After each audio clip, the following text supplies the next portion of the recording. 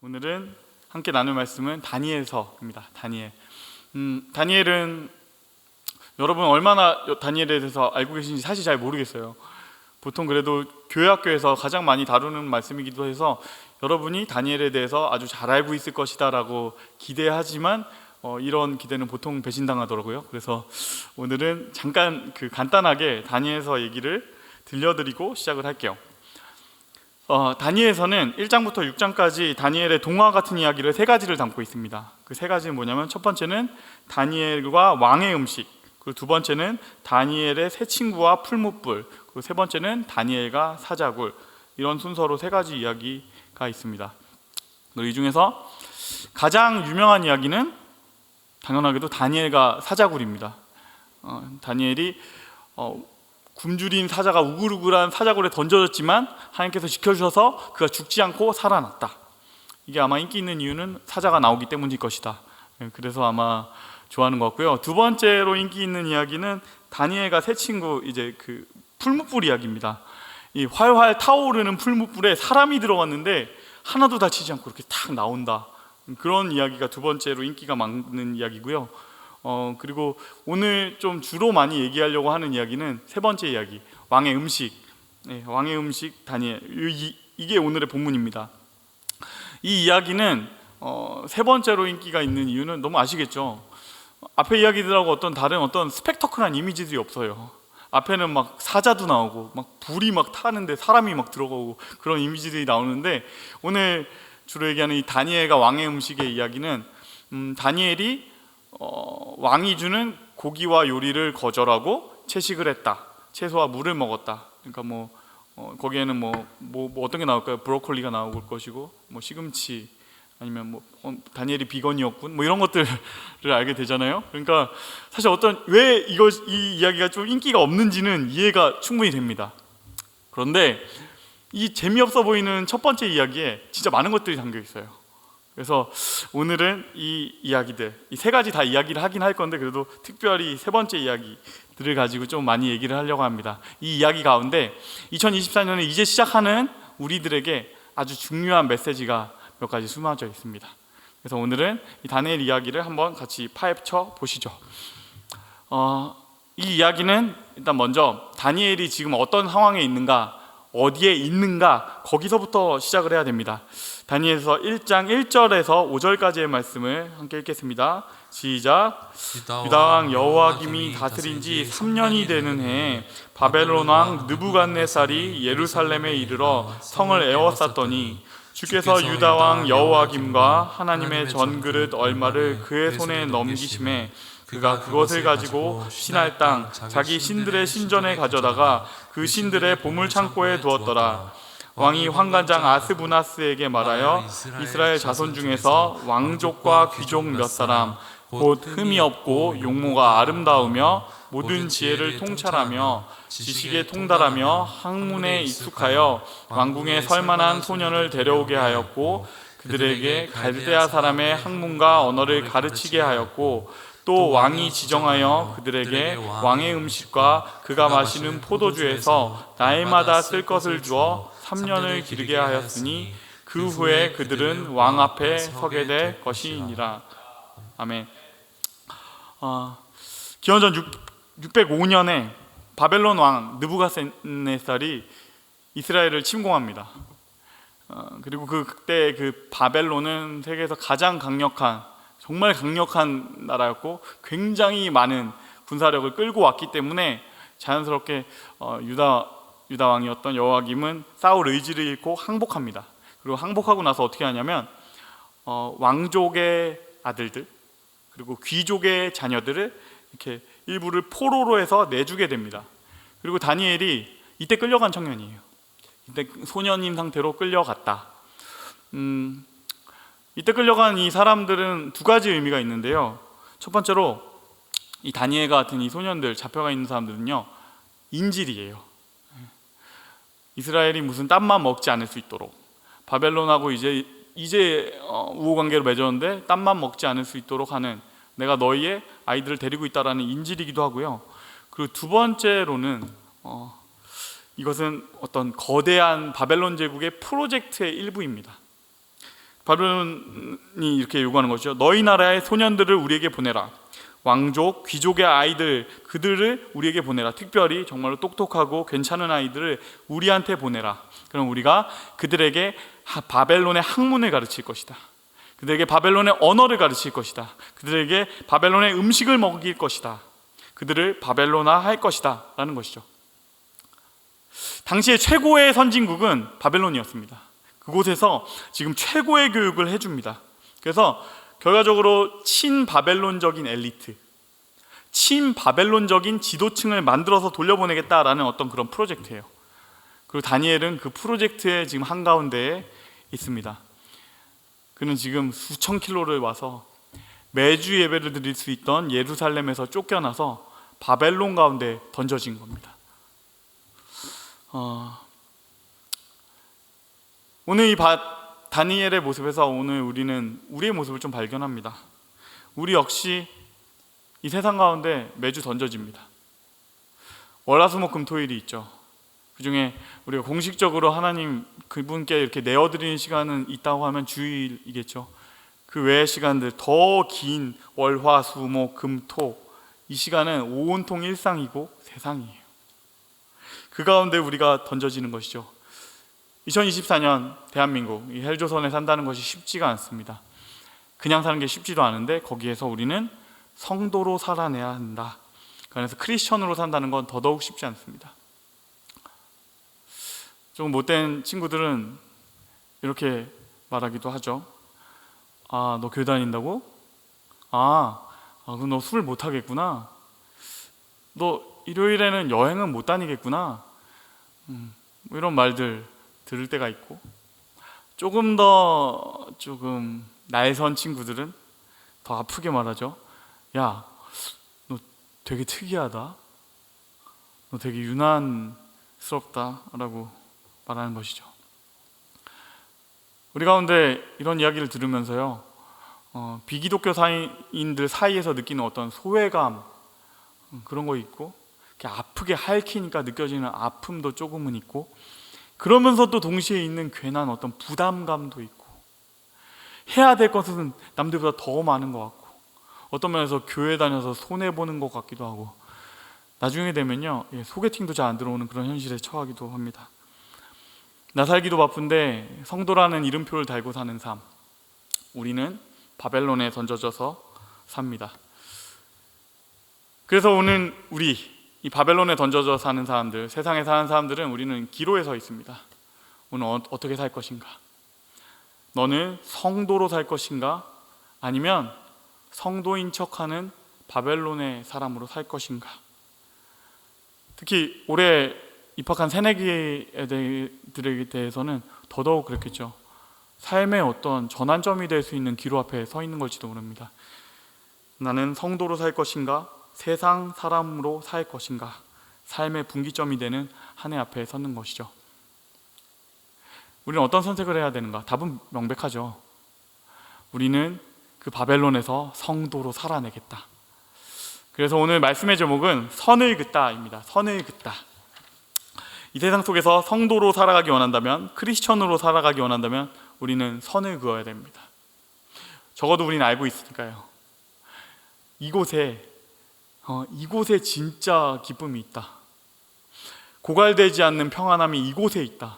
여기가 진짜다라는 것을 아는 사람이기 때문에 우리는 선을 긋습니다. 그래서 오늘 다니엘이 어떤 선을 그었는지 우리 말씀을 통해서 함께 읽겠습니다.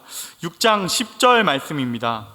함께 읽겠습니다. 시작. 다니엘이 이 조서에 왕의 도장이 찍힌 것을 알고도 자기 집에 돌아가서는 윗방에 올라가 예루살렘으로 향한 창문을 열고 전에 하던 대로 하루 3번씩 무릎을 꿇고 기도하며 그의 하나님께 감사하였더라.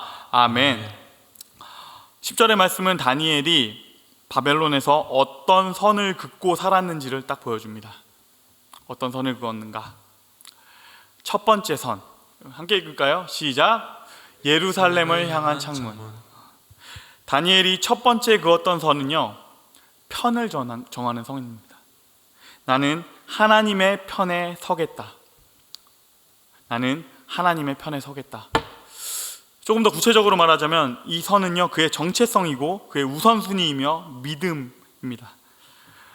이 말씀 직전에요, 느부갓네살 왕이 이렇게 내려놓은 그 명령서가 있습니다. 거기에는 이렇게 적혀 있습니다.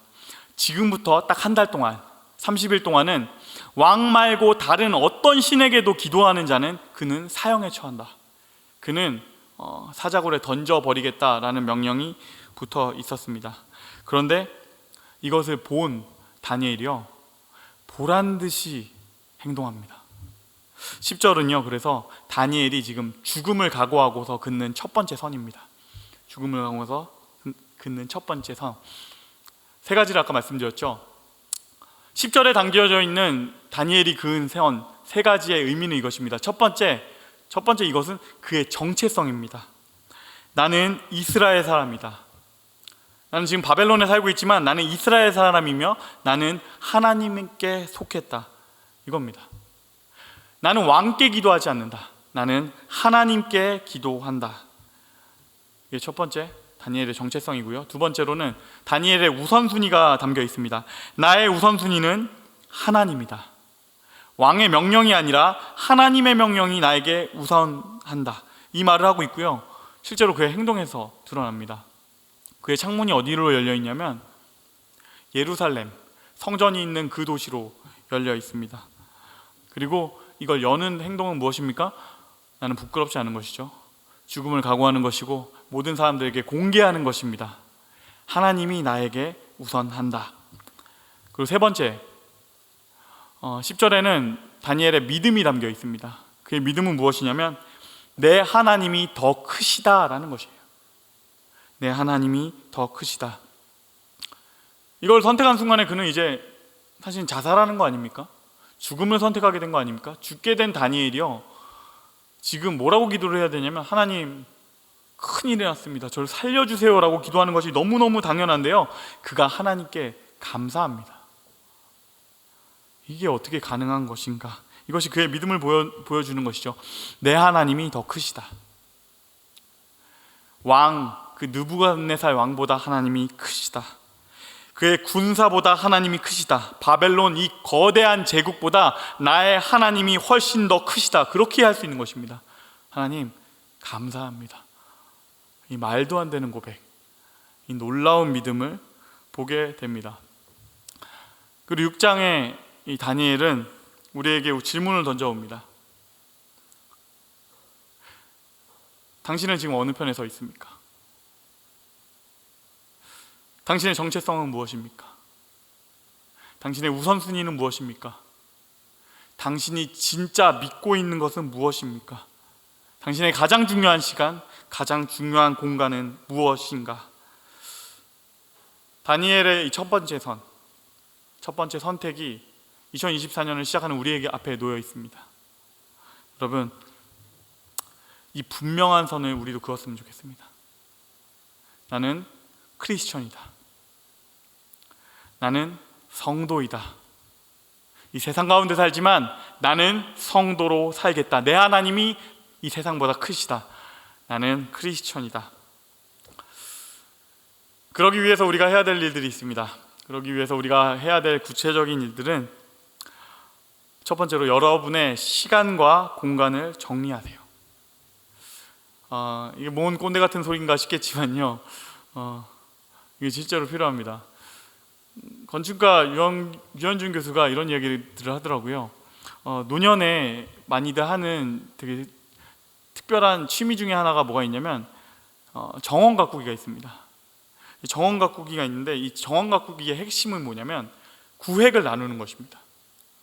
어떻게 나누는 거냐면 여기까지는 연못, 여기까지는 뭐 잔디밭, 여기서부터는 돌담, 이렇게 내가 구획을 나누는 것입니다.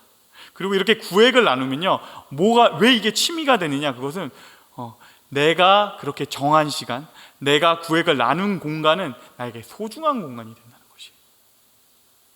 내가 그렇게 하나하나 나눠놓은 순간에 그 땅은 그냥 있는 평지가 아니라 나에게 소중한 나의 정원이 된다라는 것이에요. 저는 여러분의 시간과 공간도 그렇게 했으면 좋겠습니다. 여러분의 시간과 공간을 정리하고 가꾸세요. 여기서 말하는 이 정리는요, 제가 무슨 단순히 막 깨끗하게 해라 이런 것을 얘기하는 게 아닙니다. 제 동생 이야기를 들려주자면, 제 동생은 가끔 자기가 정리를 한다고 해서 하는 걸 보는데요, 가장 충격적이었던 것은 그의 책상이었어요. 제 동생은 모든 쓰레기를 책상 위에 올려놓는 것이 그의 정리 습관이에요. 그래서 온통 더러운데 어느 날은 하루를 갔는데 그 쓰레기 더미 사이에 이렇게 컵이 하나 놓여있고 거기에 꽃이 하나 꽂혀 있는 거예요. 근데 그걸 보는데 너무 막 저는 화가 나는 것이죠. 지금 정리를 얘가 하긴 한 건데 막 꽃이 차라리 없든가 아니면 쓰레기를 정리하든가. 근데 그는 딱 말하는 것이죠. 아니, 난 이걸 정리했어. 내 책상은 지금 꽃이 있는 책상이야. 이렇게 하는 것이죠. 제가 지금 좋은 예를 든 건지 잘 모르겠지만, 아무튼 여러분, 정리의 핵심은 뭐냐면 가장 중요한 것을 먼저 하는 것입니다. 가장 중요한 것을 가장 중요한 자리에 두는 것, 이것이 정리의 핵심입니다. 나에게 가장 소중한 시간을 떼어놓고 중요한 한 공간을 확보하는 것, 이것이 여러분의 시간과 공간을 정리하는 방법입니다. 2024년에 첫 번째로 해야 될 일, 여러분한테 이렇게 권합니다. 여러분의 가장 소중한 시간에 하나님을 두세요. 여러분의 가장 중요한 시간에 말씀을 두시고, 큐티할 시간을 두시고, 기도할 시간을 두시고, 예배할 시간을 떼어 놓으세요. 왜냐하면 그 시간이, 그 공간이 이 파도치는 세상을 살 때 우리의 배를 뒤집히지 않게 하는 여러분의 닻이 될 겁니다. 거기에 닻을 내리고 시작할 때 우리의 인생의 배가 흔들리지 않기 때문입니다. 다니엘이 했던 일도 똑같이 그것입니다. 바벨론 살면서 이게 쉽지가 않아요. 매일매일이 너무너무 위험한, 매일매일이 어떤 살얼음 같은 그곳을 삽니다. 그런데 그곳에서 그는 정했던 것입니다. 나의 시간과 공간을 첫 번째로 하나님께, 그리고 그것을 정하면서부터 기적이 시작됩니다. 바벨론을 살았던 다니엘이 그었던 선, 그것을 2024년에 대한민국을 살면서 동일하게 그리고 아주 분명하게 긋는 저와 여러분이 되시기를 주님의 이름으로 축원합니다. 그리고 두 번째입니다. 두 번째 선은 함께 읽겠습니다. 시작. 애매한 선택들 앞에서. 두 번째 선은 애매한 선택들 앞에서 긋는 선입니다. 어쩌면 오늘 하는 이야기 중에서 가장 중요한 것은 어쩌면 이 두 번째 선에 대한 이야기라고 생각을 합니다. 먼저 그냥 설명을 한번 드릴게요. 1장 8절 말씀 함께 읽겠습니다. 시작. 다니엘은 뜻을 정하여 왕의 음식과 그가 마시는 포도주로 자기를 더럽히지 아니하리라 하고 자기를 더럽히지 아니하도록 환관장에게 구하니. 아멘. 다니엘이 뜻을 정하여 그 음식을 거절합니다. 그가 선을 긋습니다. 이 음식은 나를 더럽히는 것이다. 이 음식은 나를 더럽히는 것이고 더러운 것이다. 왜 그랬을까요? 그가 알았던 것이죠. 이 음식은 나를 길들이는 것이다. 이거는 바벨론의 길들이기다. 난 여기 합류하지 않겠다. 바벨론은 악이고 나는 선을 선택하겠다. 이런 선택을 한 거죠. 간단하죠. 할렐루야! 그리고 이렇게 하면 되겠죠. 저도 그렇게 됐으면 좋겠는데요, 이게 그렇게 간단하지가 않아요. 이게 그렇게 쉬운 문제가 아닙니다. 왜 그러냐면 바벨론이 굉장히 미묘합니다. 우리가 사는 이 세상이, 우리 앞에 던져지는 문제들이요, 굉장히 미묘해요. 선과 악이 분명했으면 좋겠는데 생각보다 그렇게 분명하지 않아요. 이거 제가 좀 더 설명을 드릴게요. 다니엘의 입장에서 이 사건을 다시 한번 생각해 보십시오. 이 사건을 다시 한번 생각해 봤다면 다니엘이 지금 포로로 잡혀와 있지만 기본적으로요, 바벨론이 지금 그에게 좋은 것들을 해주고 있어요. 최고의 교육을 시켜주고 있고요, 최고의 스승들을 붙여주고 있고요, 최고의 음식들을 제공하고 있고요, 제일 좋은 왕의 숙소를 제공하고 있고요, 그리고 나중엔 이어져서 그의 커리어까지 잘 이어질 수 있도록 직장까지 보장된 굉장한 어떤 엘리트 코스를 제공하고 있어요. 그러니까 바벨론이 악을 나한테 행하는 것이 아니라 호의를 베풀고 있어요. 그러니까 지금 내가 하는 이 선택이라는 것이 어쩌면은 그의 호의를, 그 바벨론의 호의를 개무시하는, 완전히 무시하는 그런 행동일 수 있다라는 것이에요. 그리고 또 같이 찾아왔던 소년들이 이렇게 말했을지도 모르겠어요. 상상해 보세요. 다니엘, 너만 왜 이렇게 유난이야? 지금 같이 끌려온 소년들이 얼마나 많은데 너 이 사람들의 목숨을 같이 이렇게 위험하게 할 거야? 너 혼자 그렇게 이기적인 선택할 거야? 이거 얼마나 위험한 선택이야? 그리고 한 가지 더 얘기하죠. 그리고 너 한 번 더 생각해봐. 진짜 애국이 뭔지 알아? 진짜 애국은 그렇게 그냥 그거 거절하고 굶고 그러는 거 아니고, 우리가 여기에서 건강하게 잘 성장하고 잘 교육받아가지고 우리나라를 다시 부흥시키는 거, 그게 애국 아니야? 다니엘, 좀 생각을 해봐. 우리라고 생각이 없이 말하는 거 아니야. 이런 이야기들 하지 않았을까요? 여러분, 여기까지 듣고서 다시 한번 생각해 보세요. 일리가 있지 않아요? 꽤 일리가 있단 말이에요. 이런 상황에서 거룩한 선을 걷는다는 거 쉽지 않아요. 쉽지 않다. 이 바벨론이 우리가 사는 세상하고 되게 비슷합니다. 우리 앞에 놓여있는 문제들이요, 단순하지가 않아요. 전 마음 같아서는 그랬으면 좋겠어요. 너무 딱 이렇게 정확하게 나눠줬으면 좋겠어요. 바둑돌처럼. 아, 이건 흑이구나, 이건 백이구나, 이건 선이구나, 이건 악이구나, 뭐 이런 것들 딱 확인하고, 그럼 나는 선을 선택하겠다, 이렇게 딱 될 수 있으면 얼마나 좋겠어요. 그런데 우리 앞에 놓여진 문제들이요, 대부분이요 회색이에요. 무슨 말씀인지 아시겠죠? 화이트 그레이거나 아니면 막 다크 그레이거나 아니면 차콜이거나 뭐 이런 것들 있잖아요. 근데 여기서 우린 정해야 되는 것이죠. 어떤 딱 기준이 있습니까? 어떤 사람은 말할지도 모르겠어요. 차콜, 아 이건 흑이네, 이건 악이네. 근데 어떤 사람은 말할지도 몰라요. 아닌데? 밝은 구석이 있는데? 이거 선이라고도 볼 수 있을 것 같은데? 되게 어렵습니다. 우리의 모든 선택, 우리의 모든 고민, 이런 지점들은요, 흑과 백으로 분명하게 나뉘지 않는 그 중간지대에 있어요. 여러분, 기독교 윤리의 모든 문제들이요, 이 중간지대에 있는 문제들을 다루고 있습니다. 이걸 가리켜 그래서 그때그때 마주하는 것을 상황윤리라고 합니다. 어려운 문제들, 어떻게 해야 되지? 여기에서 우리는 어떻게 해야 될 것인가? 제가 고민스러운 이야기를 많이 던졌는데 오늘 잠깐 여기서 빠져나와서 다니엘의 선택을 한번 봅시다. 1장 12절 13절 말씀입니다. 함께 읽겠습니다. 시작. 청하오니 당신의 종들을 열흘 동안 시험하여 채식을 주어 먹게 하고 물을 주어 마시게 한 후에 당신의 앞에서 우리의 얼굴과 왕의 음식을 먹는 소년들의 얼굴을 비교하여 보아서 당신이 보는 대로 종들에게 행하소서 하매. 아멘. 여기서 다니엘의 선택이 흥미롭습니다.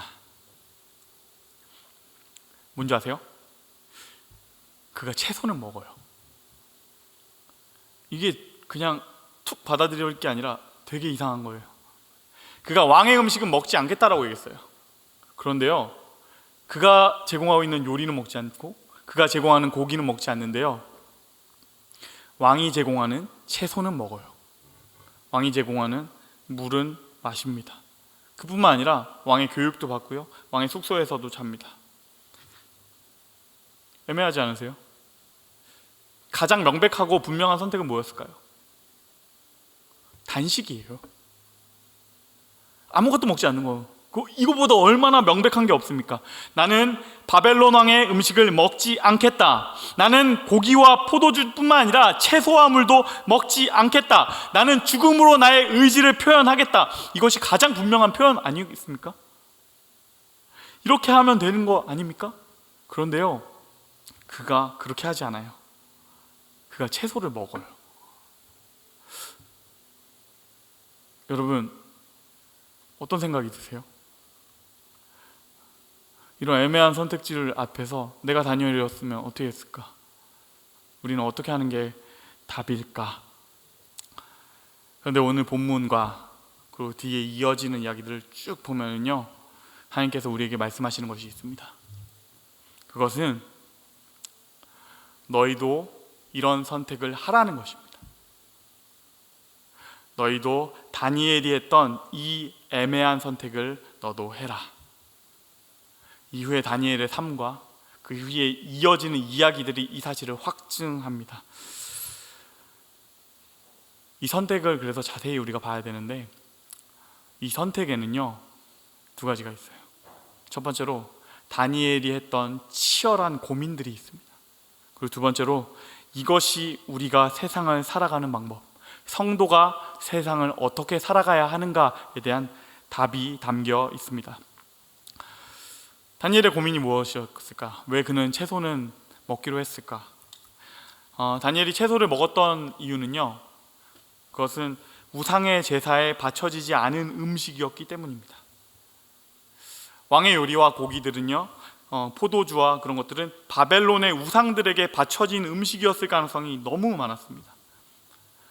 물론 관리자들은 아무 말 없이 음식을 내줬겠지만 분명히 그 음식들은요, 이스라엘의 청년을 바벨론화하겠다라는 목표를 가진 음식들이었고, 이 요리는 그래서 그 목표에 아주 좋은 수단이 됩니다.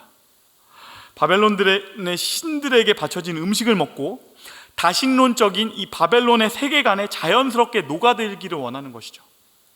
그런 의도를 가지고 그들이 음식을 주는 것이죠. 다니엘의 선택은 이 의도에 대한 치열한 고민 끝에 내려진 결정인 것입니다. 나는 이 바벨론 속에서 성도로 살아가기 위해서, 내가 이 바벨론 속에서 이스라엘 사람으로 살아가기 위해서 어떤 선택을 해야 할 것인가, 이 고민 속에서 그가 애매한 상황 속에서 그은 선이 이겁니다. 나는 채소와 물을 먹겠다. 이것은 동시에 이 말을 하는 겁니다. 나는 이 바벨론에서 성도로 살아남겠다. 사랑하는 여러분, 저는 다 여러분이 다니엘이 되시길 바랍니다. 이 세상 가운데 사는 크리스천이 되시길 바라요. 우리가 극단적인 선택할 수 있죠. 교회와 세상, 이 두 가지 중에서 나는 교회에만 있을 거야, 나는 교회에서 살아버릴 거야 라는 그런 선택 말고, 나는 단식하고 난 죽어버릴 거야 라는 어떤 그런 극단적인 선택 말고, 그런 거 말고 이 어둡고 애매한 이 세상 속의 가운데서 계속해서 고민하면서 성도로 살아가시길 바랍니다. 그러기 위해서 아까 다니엘이 했던 것처럼요, 첫 번째로 애매한 선택이 찾아올 때마다 치열하게 고민해야 합니다. 치열한 고민들. 어떤 고민들이 우리 삶 가운데 있을까요?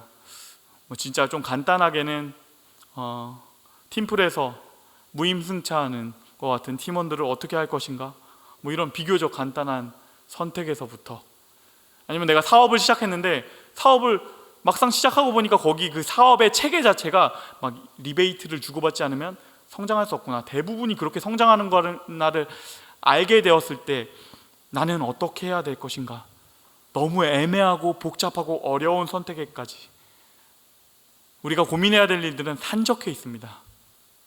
그때마다 제가 어떻게 해야 된다라는 어떤 매뉴얼을 드리고 싶은데 사실은 그것은 불가능합니다. 왜냐하면 그때그때 상황이 너무 다르고 그때그때를 마주하는 사람들의 캐릭터가 다르고 모든 내용들이 다 애매하고 분명하지 않기 때문입니다. 근데 그때마다 나는 애매한 상황은 싫다, 고민하고 싶지도 않다, 다 때려치울 거다, 그런 선택하지 마시고 이 세상 가운데서 성도로 살아내기 위한 치열한 고민을 하시기를 바랍니다. 그리고 두 번째, 더 중요한 것은 그 고민이 끝났다면요, 그 고민 끝에 내려진 결론을 목숨 걸고 지키는 것입니다. 그 고민하면서 나는 물과 채소는 먹지 않겠다라고 했던 그 선택, 어쩐 다니엘의 입장을 생각해 보세요. 내가 그은 애매한 선 같기도 했을지도 모르겠어요. 내가 그은 애매한 선 같지만 매일같이 기도하던 기도의 사람 그 다니엘은요, 하나님께 그걸 붙잡고 엄청나게 기도하고 고민하면서 그 끝에 그 결론을 내린 다음에는요, 그 선을 하나님의 명령처럼 지켰습니다. 나는 죽음을 각오하고 이 선을 지키겠다. 청년부 여러분, 여러분의 삶 가운데 이 고민과 이 선택이 있었으면 좋겠습니다. 세상과 담쌓고 살기를 선택하는 그런 선택 마시고, 세상과 만나는 지점마다, 고민하는 지점마다, 애매한 지점마다 이 고민을 하시고, 이게 하나님의 뜻인가? 저게 하나님의 뜻일까? 말씀과 기도라는 렌즈를 통해서 치열하게 세상을 바라보시기를 바라요. 그리하여서 하나님의 뜻을 내 삶 가운데서, 일상 가운데서 계속해서 고민하는, 그리고 그 선을 지켜내는 저와 여러분이 되기를 주님의 이름으로 축원합니다. 마지막으로 한 가지 이야기를 하고 마치려 합니다. 다니엘이 끌려오고 나서 8년 후에 남유다가 멸망합니다. 예루살렘이 완전히 함락되고 그곳에 살던 수십만의 사람들이 바벨론 제국의 노예가 돼요. 수만 명의 사람들이요, 포로가 돼서 끌려옵니다. 그때 끌려갈 때는요, 다니엘이 갔던 것처럼 그렇게가 아니에요. 막 몸 묶여가지고 수천 킬로를 짐승처럼 인간 대접도 못 받고 끌려갑니다. 그리고 그렇게 끌려간 유대인들은 그 오지에서 아무도 알지 못하는 그 험한 바벨론 땅에서 수십 년을 살게 됩니다. 이 상황 가운데서요, 모든 사람들의 마음이 완전히 무너져 내렸습니다. 하나님이 계시기는 한 건가? 어떻게 이런 상황 가운데 우리에게 닥치게 됐지? 하나님의 백성이 왜 이런 처지에 떨어지게 되었지? 하나님이 우리를 버리신 것은 아닌가? 완전한 암흑기. 하나님, 우리는 우리는 끝장이 났습니다. 우리는 멸망했습니다. 우리는 끝이 났습니다. 하나님, 우리는 하나님의 백성이 아닌 것 같습니다. 라는 완전한 암흑기. 그런데 그때 그곳에, 바벨론 땅에 다니엘이 있었습니다. 8년 전에 끌려왔던 그 소년은 청년이 되어서 그 바벨론 땅에 있었습니다. 그리고 그 다니엘을 보면서 완전히 절망한 그 이스라엘 백성들은 희망을 보았습니다. 제가 들려드린 세 가지 이야기가 있죠. 다니엘을 보니까 알겠어요. 하나님이 여전히 계시는구나. 채식을 하고도 얼굴에서 빛이 나요.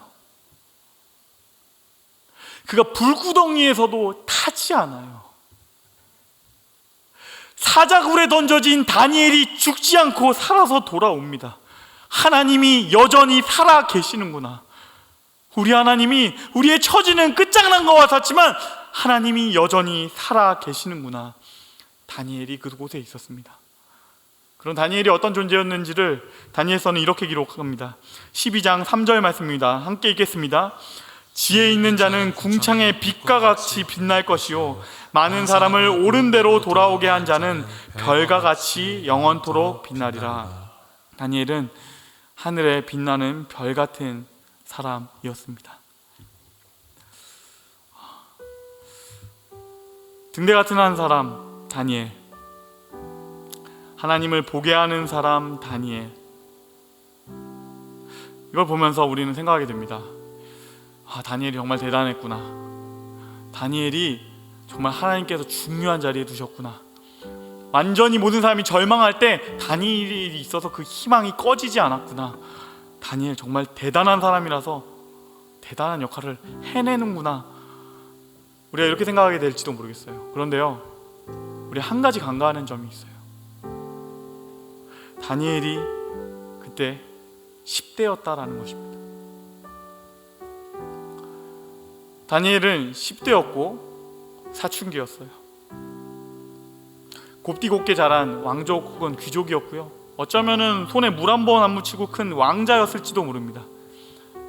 그런데 나의 조국은 완전히 망해버렸고, 나는 부모님으로부터 떨어져서 이 외국으로 끌려온 10대이고, 그 최종적으로는 우리나라가 망하고 나니까 나는 이제는 신분을 보장받을 수 없는, 매일매일이 살얼음판 같은 그런 10대. 여러분 생각해보세요. 다니엘이 정말 그 자리에, 그 중요한 순간에 가장 적합한 사람이었을까요? 이스라엘의 희망이 될 만한 사람이었을까? 전혀 아니죠. 이거는 삐뚤어질 조건이 완벽하게 주어진 중학교 2학년 아닙니까? 그런데 결국 우리가 마주하게 되는 이 사실이 너무 놀랍습니다. 하나님이 그 소년을 거기에 두셨다. 하나님이 가장 중요한 그 자리에 그를 두셨다. 이 사실입니다. 우리는 나는 하나님을 믿습니다라는 표현에 되게 익숙합니다. 그런데요, 오늘 본문을 보면 알 수 있어요.